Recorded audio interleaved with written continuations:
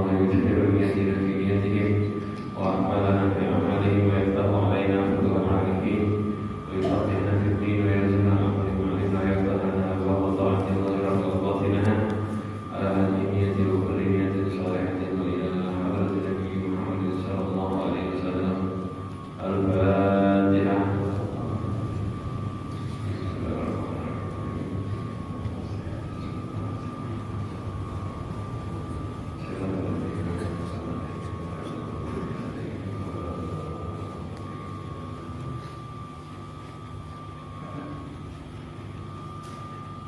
Bismillahirrahmanirrahim. Qala musannif rahimahullah ta'ala wa nafa'ana bihi wa bi 'ulumihi fid dharain. Babun fi tafakkuri fi 'azimi makhluqatillahi ta'ala wa fana'id dunya wa ahwalil akhirati wa sa'iri umuriha wa tafsirin nafsi wa tahdibiha wa hamliha 'ala al-istiqamah.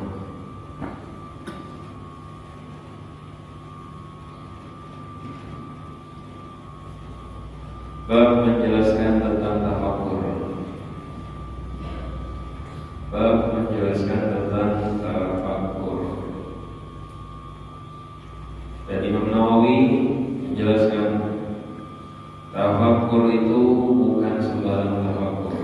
Tafakkur bahasa kita itu mikir, berpikir, menghayati, memahami, itu juga tafakkur, berpikir. Fi 'azimi makhluqatillahi ta'ala. Tafakkurnya pada apa? Satu, jelaskan oleh beliau, pada agungnya ciptaan Allah Subhanahu wa ta'ala. Diawali dengan ini karena apa? Beliau ingin menghilangkan kesalahan, kesalahpahaman. Kita tidak boleh tafakkur pada zatnya Tuhan. Tuhan itu bentuknya di mana ya, tiganya di mana ya, nggak usah tafakkur itu. Makanya lalu dinasihati oleh beliau, tafakkur pada agungnya makhluk Allah Subhanahu wa ta'ala. Ketika kita bertafakkur tentang hebatnya ciptaan Allah Subhanahu wa ta'ala,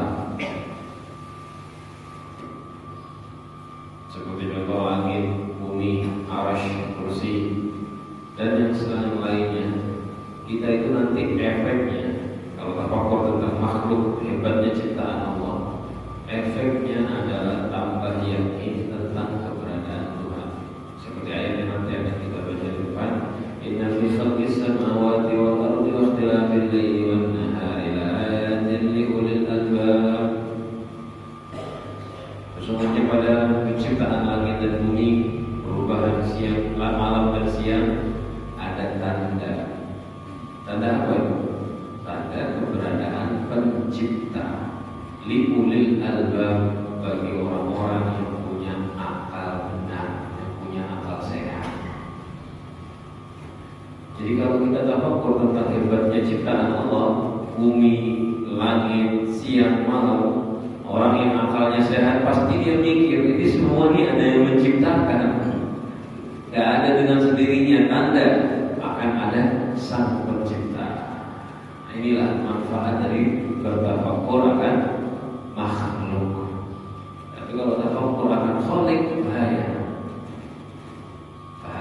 Yang menciptakan zatnya Tuhan, bahaya. Yang bertafakkur zatnya Tuhan, berbahaya. Silakan tafakkur makhluknya Tuhan, langit, bumi. Begitu juga sama tafakkur akan makhluk Allah yang berupa nikmat. Tafakkur akan nikmatnya Allah, kasih sayangnya Allah. Yang mikir satu hari ini berapa banyak nikmat yang kita dapatkan. Sangat banyaknya, kita sampai gak bisa menghitung. Wa in ta'uddu ni'matallahi la tuhsuha. Dan sangat banyaknya nikmat, kita bukan cuma tidak bisa ngitung, tidak sadar banyaknya nikmat. Berapa banyak nikmat yang kita sadari? Karena kebanyakan itu. Terlalu banyak nikmat yang diberikan oleh Allah, tidak sadar. Nah, tafakkur pada nikmat, efeknya apa? Efeknya biar tambah cinta, kita tambah cinta dengan Allah Subhanahu wa ta'ala. Lalu termasuk tafakkur pada fana dunia wa ahwalil akhirah. Tafakkur pada fana dunia, tidak kekalnya dunia, akan hancurnya dunia, hilangnya dunia. Tafakkur ini tujuannya apa? Tafakkur atas fananya dunia,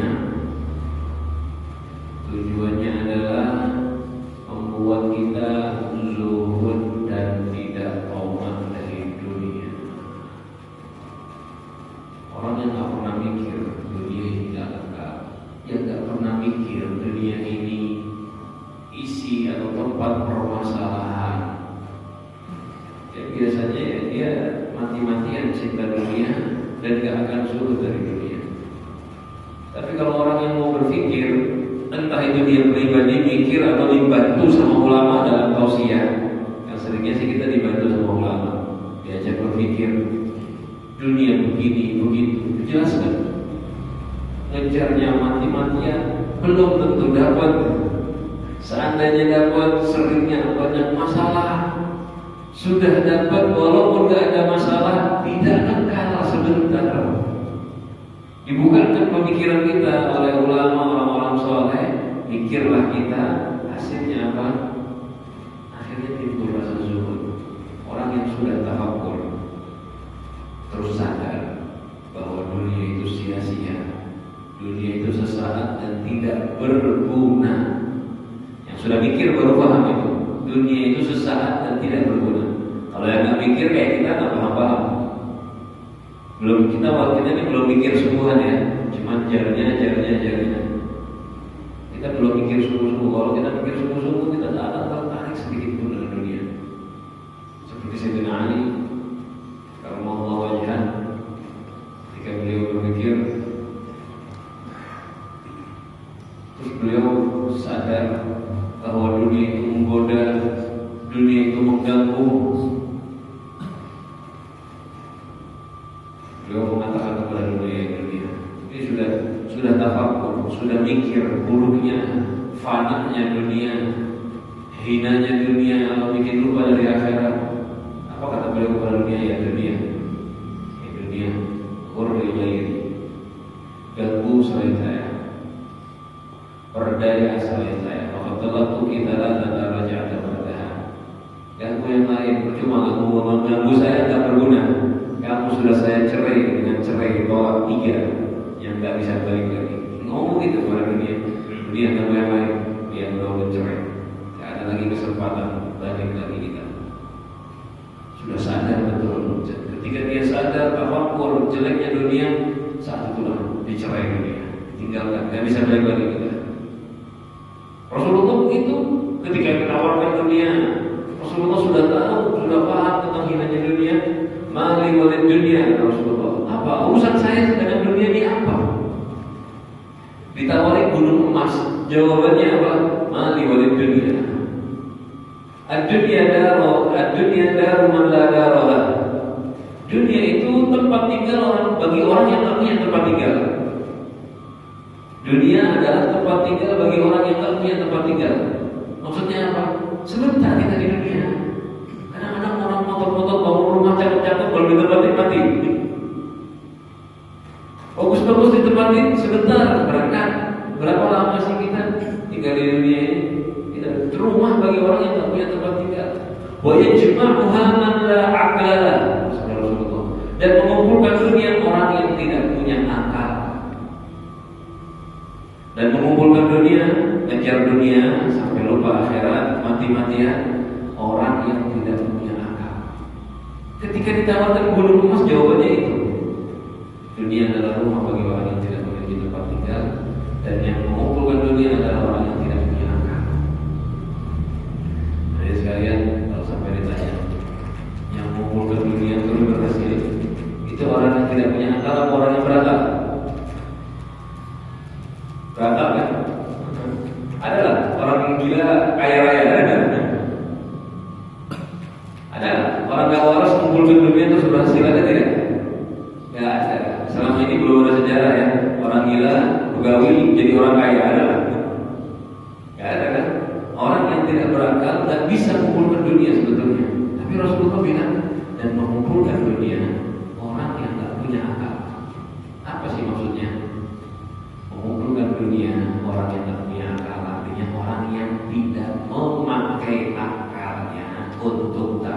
tafakur akan buruknya dunia. Kalau akal pastilah nggak mungkin bisa kerja kalau nggak punya akal, nggak mungkin bisa kumpulkan dunia kalau nggak punya akal. Tetapi maksud Rasulullah yang kumpulkan dunia itu berarti nggak pernah pakai akalnya untuk tafakur akan buruknya bahayanya dunia. Kalau kita tafakur tentang bahayanya dunia, coba kita pikirkan aja sehari-harinya di kerjaan itu pasti isinya hasud, saling dengki. Itu pekerjaan kita isinya begitu. Satu naik, satu iri, satu hancur, yang lain tertawa. Sekarang jadi teman, besok jadi lawan, jadi musuh. Begitu kan kerjaan kita. Isinya apa? Bohong, saling jatuh menjatuhkan, saling ghibah. Belum lagi maksiat yang gak ada hubungannya dengan pekerjaan. Kalau bekerja isinya apa? Ada muka aurat, ada ghibah, ada macam-macam. Nah, maksiat yang berhubungan dengan pekerjaan itu banyak. Yang gak berhubungan dilakukan di pekerjaan lebih banyak lagi. Itulah isinya dunia. Makanya kalau kita tafakur tentang dunia, biasanya orang yang sungguh-sungguh mikir tentang inanya dunia, ya akan berbalik. Dia akan menghabiskan waktunya untuk akhirat. Dia akan tinggalkan sesuatu dari dunia. Nah, ini perlu dipahami ya. Itu secara global. Memang kerja nggak salah, kerja tidak jelek ya. Yang penting kerjanya bukan untuk mencari syahwat dunia, hanya untuk memenuhi keperluan wajib, memenuhi tugas tanggung jawab sebagai kepala keluarga. Nah, itu nggak ada masalah. Tapi yang bermasalah adalah cintanya dia dengan dunia. Sudah berkali-kali kita sampaikan. Memang karena di sini sering salah paham. Kalau disebut zuhud, oh berarti lu guringan aja di rumah nggak usah begawi. Itu bukan zuhud. Zuhud itu tidak mahabbah dan tidak cinta. Wa huwa lil akhirah, tafakur tentang apa namanya menakutkannya bahayanya di hari kiamat nanti. Ketika orang mikir tentang apa namanya menakutkannya hari kiamat, dia pasti akan mulai sadar, akan bersiap-siap. Nah, ini efeknya. Sekali-kali malam sebelum tidur mikir tentang hari akhirat. Dimulai dari mikir alam barzakh. Coba biar sebelum tidur mikir. Tidur nanti kita cari menghadap kiblat. Mikir nanti saya bakal seperti ini juga di alam barzakh, di kuburan. Tidur menghadap kiblat. Dan kalau malam ini tidur 2-3 jam, bangun subuh. Nanti kalau di alam kubur kita bakal seperti ini sendirian, bisa 100-200 tahun. Maka sebentar lama. Coba bayangkan, kita saya bakal sendiri di bawah kubur, tempat yang gelap. Kita seperti itu loh, ratusan tahun nanti kita di kubur. Coba bayangkan.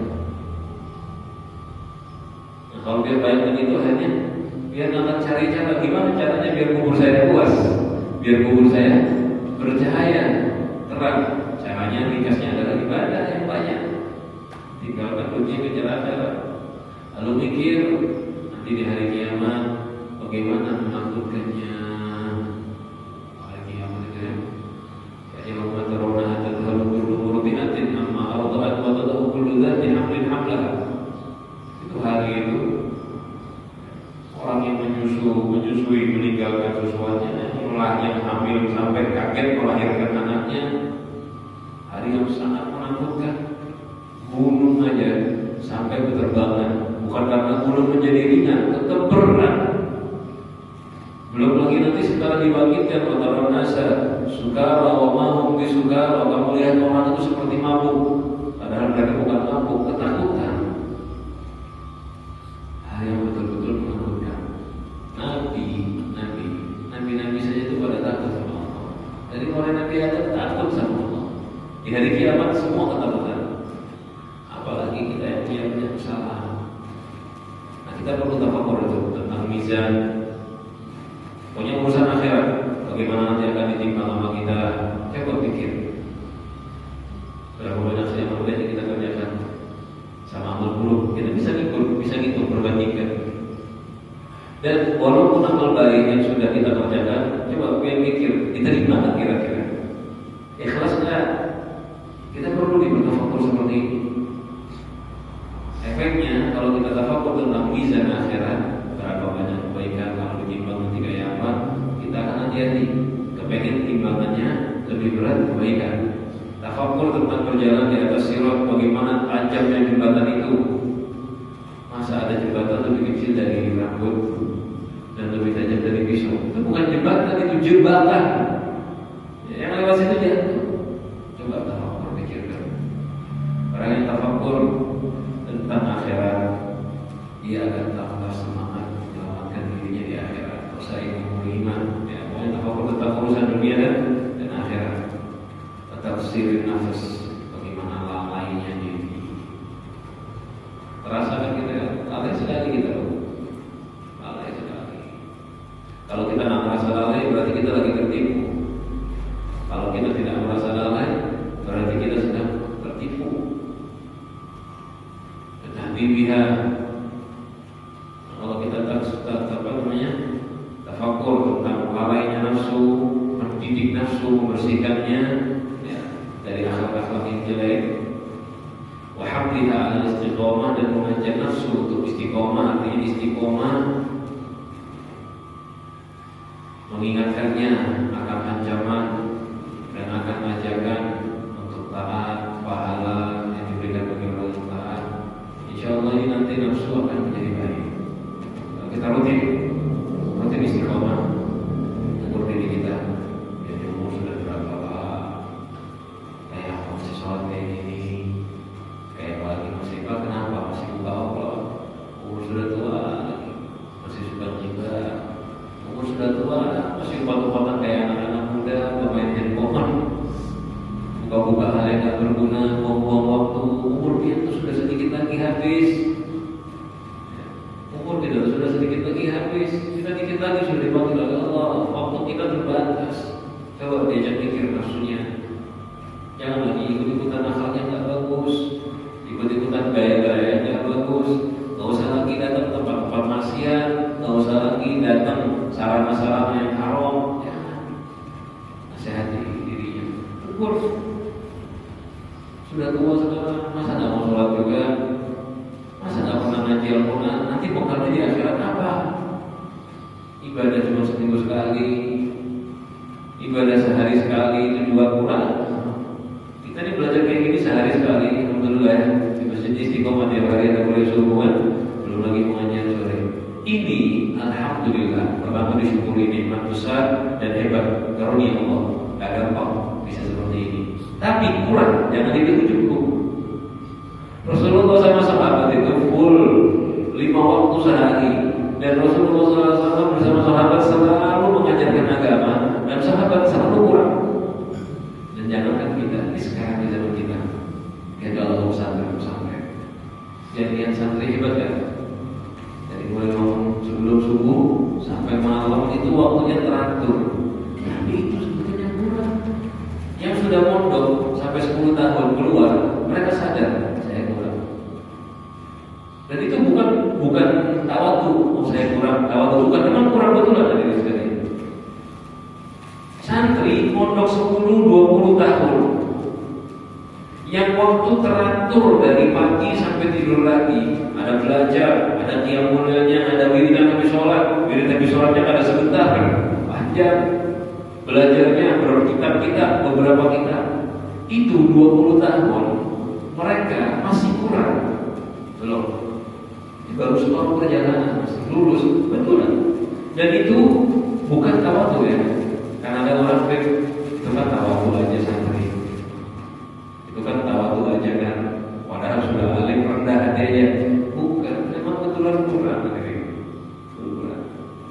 Kalau cukup, ya udah perlu belajar lagi. Buktinya mereka setelah keluar malah tambah rajin harusnya belajar. Santri yang setelah keluar tidak lanjut belajar, hilang ilmunya. Atau tak bermanfaat ilmunya, tutup di situ. Makanya terus belajar, terus baca kitab, mengulangi yang sudah lewat, diiringi sambil menyampaikan, baru bisa bermanfaat. Jadi nggak stop di situ. Nah, apalagi yang kayak kita ini seminggu sekali kan nggak keterlaluan sudah itu. Tapi bagus daripada ada sehari sekali. Kayak apa kurang? Ya kurang. Coba bandingkan tadi sama pesantren zaman sekarang, apalagi yang zaman dulu. Dulu itu santri tidur 1-2 jam satu hari. Sekarang 8 jam itu santri diatur 6-8 jam. Malam 4-5 jam atau 6 jam. Siang dikasih 2 jam atau 3 jam setengah. Udah berkurang jauh kualitasnya. Kurang. Coba kita pikir diri kita. Kalau kita nggak pernah mikir begini, kita nggak akan berubah. Ya terus saja. Yang sesat ya terus sesat. Alhamdulillah. Yang lalai ya terus lalai. Yang kurang ya terus kurang. Hidayah itu Ibu turun seringnya, utamanya hidayah untuk berubah diri diawali dengan tafakur. Kebanyakan hidayah yang berubah kita diawali dengan tafakur. Orang yang nggak pakai mikir jarang. Dan seandainya dapat hidayahnya tafakur dulu di awal. Sebelum dia bertobat, apa dulu yang dia lakukan? Mikir dulu. Kalau yang nggak pakai tafakur, tobatnya pura-pura. Tobatnya sesaat, besok masih lagi, lusa lagi. Semua. Coba perhatikan. Yang pernah kenal banyak kawan-kawan yang bertobat, lihat dimulainya dari mana? Mikir, tafakur dulu. Nah, tafakur itu yang mikir dulu kayak apa? Masa kayak gini terus? Itu aja udah termasuk tafakur. Ini sudah banyak dosa, banyak salah. Umur sudah 50 misalnya, umur sudah 40 itu dulu pengen bertobat. Itu kan tafakur. Nggak ada orang tanpa berpikir berubah. Langkah. Kalaupun ada, nggak pakai mikir dapat keinginan. Ya, orang jelek, ya orang maksiat dikasih hidayah oleh Allah, tapi hidayahnya ini prosesnya dapat hidayah tafakur. Jadi ada dua, tafakur dapat hidayah, ada yang dapat hidayah tafakur. Dua-duanya pakai tafakur. Oleh karena itu ya kita perlu tafakur. Inna Allah Subhanahu wa taala berfirman, "Inna a'idukum bi wahidatin." Sesungguhnya aku menasihati kalian, memberi mau'idhah kepada kalian bi wahidatin dengan satu hal. Nasihatnya Allah satu. Apa itu? An-taqumu lillahi. Artinya kamu bangun mengerjakan dengan semangat untuk Allah. Artinya beribadah. Mathna wa furada, berdua atau sendiri-sendiri. Tsumma tatafakkaru lalu bertafakkur. Ini perintah Allah itu. Satu aja perintah Allah. Dan nasihat Allah apa? Bangunlah kerjakan perintah Allah, jauhi larangan Allah, dan tafakur. Ini menunjukkan kunci itu ada pada tafakur. Kalau kita nggak tafakur, kalau kita nggak tafakur, berarti ya kita nggak akan selesai menjalankan perintah Allah. Tuhan saja nyuruh kita begini. Aku memberikan nasihat kepada kalian dengan satu hal. Apa itu? Kerjakan segala perintah ikhlas karena Allah. Watna wudhurul dan berdua atau sendiri. Tsumma tatafakkaru. Ini tunjukkan pentingnya tafakur, berpikir. Qala ta'ala, Allah Subhanahu wa ta'ala berfirman, "Inna fi khalqis samawati wal laili wa ikhtilafil laili wan nahari inna fi khalqis samawati wal ardi wa ikhtilafil laili wan nahari ayatin liulil albab alladziina yadhkuruna Allaha qiyaman wa qu'udan wa 'ala junubihim wa yatafakkaruna fi khalqis samawati wal ardi Rabbana ma khalaqta hadza batilan subhanaka wa qina 'adzaban nar."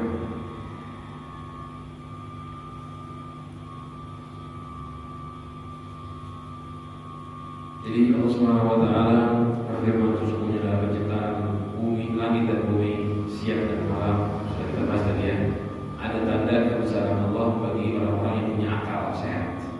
Siapa itu orang yang punya akal sehat? Tadi yang punya akal sehat sudah kita bahas ya.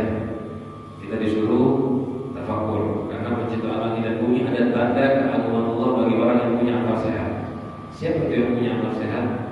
Tidak turunullah yang ada lebih orang yang selalu ingat kepada Allah ketika dia berdiri, duduk dan tiduran.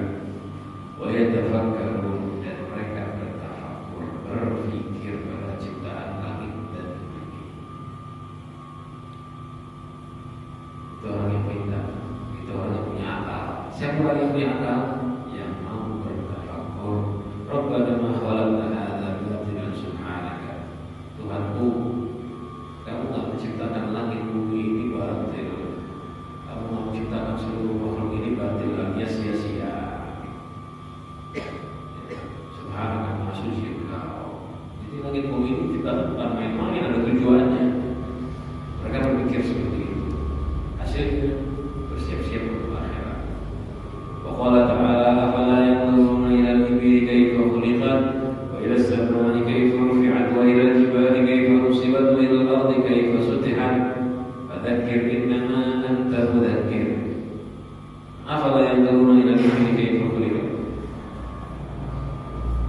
Disuruh bertanya, coba kenapa mereka tidak melihat kepada unta, bagaimana unta itu diciptakan? Suruh tafakur akan makhluknya Allah. Unta. Kalau kita tafakur tentang makhluk ciptaannya Allah, contohnya unta bisa, kita akan tahu hebatnya sang pencipta. Bagaimana unta itu, hewan seperti itu, tahan di bawah terik matahari, bisa menyimpan air, bisa pergi melakukan perjalanan yang jauh tanpa minum berhari-hari. Unta kuat. Lihat unta, lihat langit, wa ila samai kayfa rufi'at, bagaimana langit diangkat, wa ila jibali kayfa nusibat, bagaimana gunung dikokohkan oleh Allah, berdirikan dengan kokoh. Coba gunung itu gerak-gerak kayak apa kan? Gunung itu kan gundukan tanah kan, tanah, batu dan bahan-bahan yang lain. Coba bayangkan gunung itu kalau kena air goyang, rotasi bumi berputar, gunung bergoyang. Kayak apa keadaan kita sekarang? Dan bumi itu putar, ya berotasi, terus bumi berevolusi berputar juga, berputar kepada porosnya dan bumi bergerak. Gunung tetap kokoh. Coba bayangkan kalau gunungnya goyang kayak apa? Suruh pikir bagaimana hebatnya ciptaan Allah. Wa ila al-ardi kayfa sutihat, bagaimana bumi ini diratakan oleh Allah Subhanahu wa ta'ala. Kita bisa berjalan di atasnya. Fadzakir innama anta mudzakir, berilah peringatan wahai Muhammad. Fadzakir innama anta mudzakir, berilah peringatan wahai Muhammad. Tugas adalah memberi peringatan. Astagfirullah, aku bukan yang mengatur. Yang ini kita disuruh mikir tentang makhluk, kota, langit, bumi, apapun hebat yang kalian tafakur. Bahkan bukan cuma yang kalian lihat, dia disuruh berjalan, melihat, suruh keluar dari rumah terkadang, mencari afalam yasiru fil ardi fayanzuru. Mengapa mereka tidak berjalan di bumi? Fayanzuru, lalu mereka melihat. Jadi kadang-kadang itu kita disuruh melihat keadaan orang. Ingat kalimat melihat keadaan orang bukan suruh mengintip rumah orang, melihat tidak. Biar disuruh terbuka, melihat keadaan dunia. Bukan disuruh tahu urusan orang lain, bukan. Coba biar keluar. Artinya keluar itu bukan cuma keluar rumah, pikirannya suruh buka. Itu maksudnya keluar begitu. Coba lihat keadaan dunia. Lihat para pecinta-pecinta dunia, bagaimana keadaan mereka. Lihat aja, kadang-kadang bisa juga lihat dari berita. Lihat itu, yang rebutan kekuasaan kayak apa hasilnya. Yang jadi korban bukan dia saja, tapi rakyat sampai jadi korban. Coba pikir, mikirnya tapi mikir dibahas secara global, jangan terus nyala-nyalakan orangnya, jangan. Kita pun juga kalau jadi pemimpin begitu nanti kacau juga. Mikirnya dari segi apa? Dari segi dunia, memang begitu. Orang yang mikirnya pintar, kayak contoh kantor misalnya, wah ini rebutan terus ini, hartanya berebut harta. Memang itu sifatnya, karena tujuannya orang bekerja cari duit. Jadi pasti, wah ini kalau kerjaan lama, semua orang kerja lama. Kalau nggak tahu ini masjid ibadah. Oh ini cinta dunia mana kan kawan dulu di kerjaan. Kalau nggak cinta dunia ini di masjid ya ada bekerja. Jadi pemimpin jadi semua ya begitu memang. Karena ini tempatnya dunia. Jadi mesti akan rebutan harta, saling menjatuhkan dan seterusnya. Kita kadang-kadang kalau kita lihat keadaan orang, keadaan alam kita, yang dulu lihat itu semua akan sadar hancurnya dan jeleknya dunia. Memang dunia itu ada salah. Tinggal kita pakai akal kita mikir baru kita sadar. Walayatul fil babi katsiratun, dan ayat-ayat pada bab ini sangat banyak. Karena memang Al-Quran diturunkan hampir memang semuanya diturunkan untuk agar kita bertafakkur, Oleh peminat al-hadits sabit, dan dari hadis tentang tafakkur al-hadits sabit, hadis yang sudah lewat. Di sini Nawawi nggak bawa hadis, di bab ini nggak disebutkan hadis khusus karena sudah kita baca satu hadis. Dan bukan karena hadisnya tafakkur nggak ada ya. Kalian melihat gitu. Kok tafakkur hadisnya cuma satu, potongan lagi hadisnya separuh. Sudah dibahas sebelumnya. Dari riwayat Saddad bin Aus, al-kayyisu man dana nafsahu. Orang pintar adalah orang yang mengkoreksi nafsunya, atau orang yang mengatur nafsunya. Hadisnya cuma satu, separuh lagi. Hadis betul semuanya dipotong. Apakah hadisnya tafakkur cuma sedikit? Bukan. Kadang-kadang kita lihat kok hadis tafakkur sedikit aja ya. Bab paling pendek. Kayak kemarin tobat panjang, bab yakin panjang, kemudian bab muraqabah panjang, sabar apalagi paling panjang. Kok gitu tafakkur pendek banget hadisnya? Apakah tafakkur ini bab yang nggak penting? Bukan begitu.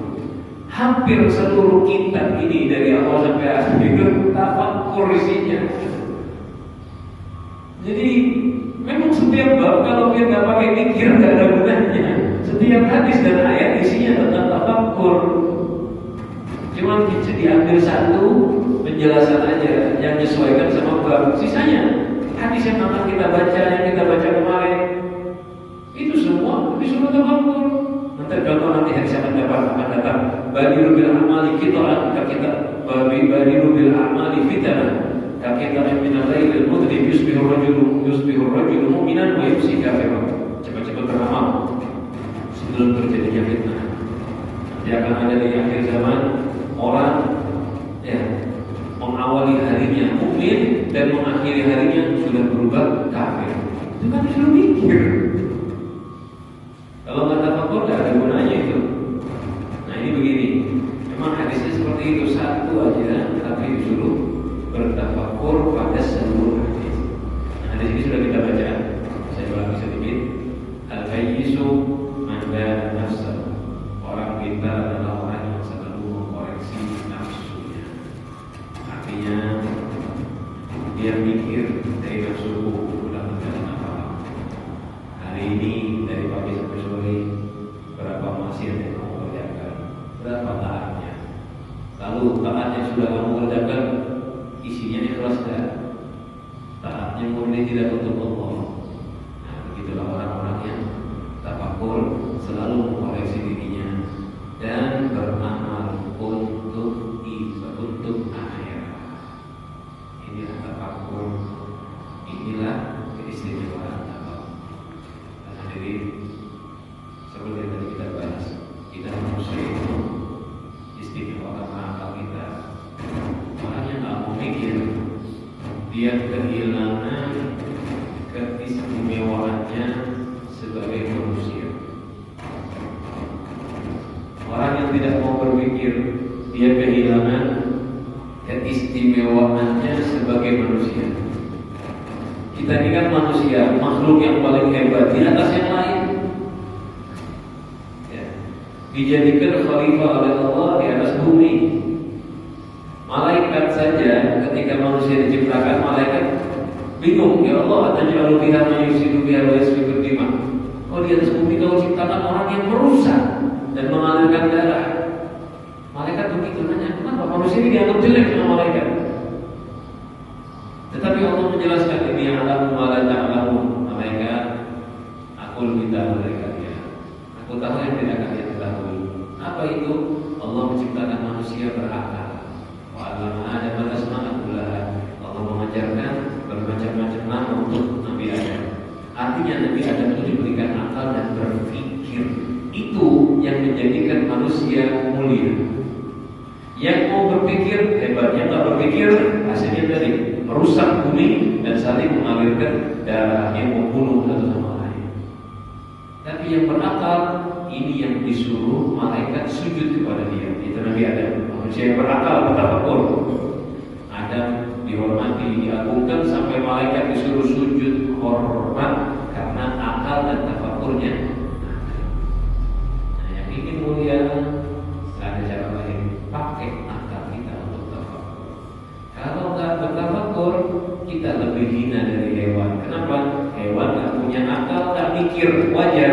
Kita punya akal, tidak mikir. Jadi punya tapi nggak dipakai, lebih hina daripada hewan. Mudah-mudahan dengan belajar seperti ini, kita sambil berpikir dari sekalian. Saya sejak pengajian saya berusaha ngajak biar berpikir. Saya setiap pengajian saya berusaha, saya ngasih contoh, saya ngasih pembahasan, ngajak biar berpikir. Bukan cuma ngomong saja, biar dapat selesai, bukan. Tapi saya berusaha ngajak biar berpikir. Setiap pengajian walaupun cuma sedikit. Karena ini akal kita, kalau nggak dipakai mikir untuk agama, dia nanti akan mikir hal yang lain. Walaupun memang kadang-kadang mikir untuk pengajian, apa ya tadi ya, mau begini kan, pusing memang. Kenapa? Bukan akal kita tak kuat, bukan nafsu kita yang menggoda kita. Setan yang mengganggu akal kita. Setiap kali saya ajak untuk berpikir dan diajak oleh Imam Nawawi, itu kadang-kadang terasa berat, bukan karena kita tak mampu, tapi karena setan mencegah kita berpikir. Karena setan mencegah kita berpikir, dia tahu kalau kita sekali berpikir, hidayah cepat sekali turun. Oleh karena itu kita paksakan diri kita, mudah-mudahan jadi ahli tafakur, jadi orang yang selalu berpikir akan makhluknya Allah, hebatnya ciptaan Allah. Mudah-mudahan anak kita diberikan kejernihan oleh Allah Subhanahu Wa Taala agar selalu mengerti hakikat-hakikat dari makhluk